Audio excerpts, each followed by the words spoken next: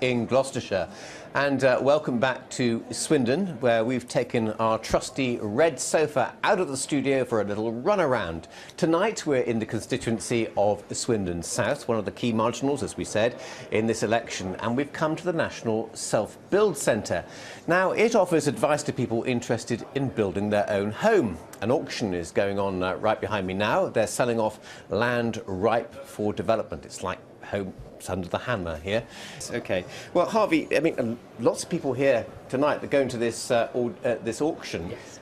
Buying land and houses for renovation. Is that a way of doing it cheaper?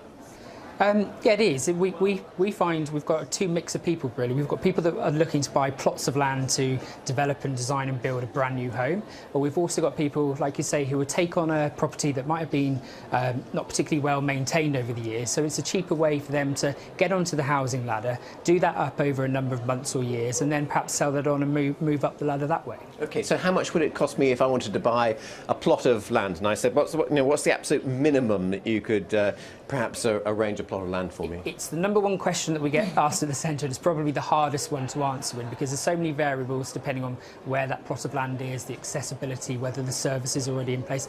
And also, one thing to consider is where that plot is, there'll be a natural cap to the value of any home, no matter what you end up building on that plot of land. But we've got plots of land available across the UK that in the region of kind of 70 to 100,000, so it is certainly feasible. Okay, and then you've got to build a house obviously on top of it. So how much is that going to be? So we're up to about 100,000 already, and then a house, how much? 100k plus realistically, really.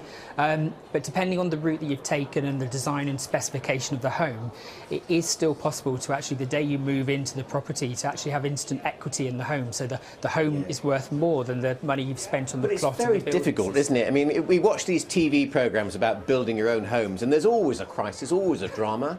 The builders don't turn up, they walk off, all that sort of stuff. Yeah, and it wouldn't make good TV, as you know, unless there was a crisis. But yes. To be honest, if we were to commission a TV series, it would be the family that designed a nice, efficient house, stuck to budget, stuck to time, and moved in when they were expecting. But it doesn't make for good TV. But that's the majority of the kind of 12,000 people a year that actually build their own homes. Okay, well, successful. It's going to be an important issue, I think, in this election. Thanks very much indeed. And that's it from me. Over the next 4 weeks, our red sofa will be on tour. Maybe you'll be sitting on it one day. Meanwhile, if you want to build your own house, you'll need one of these. I think it would look better on you, Alex, than it would me. Yeah, it's a little bit peaky there on top of your head. Thank you very much, and thank you for leaving me a bit of sofa as well to David.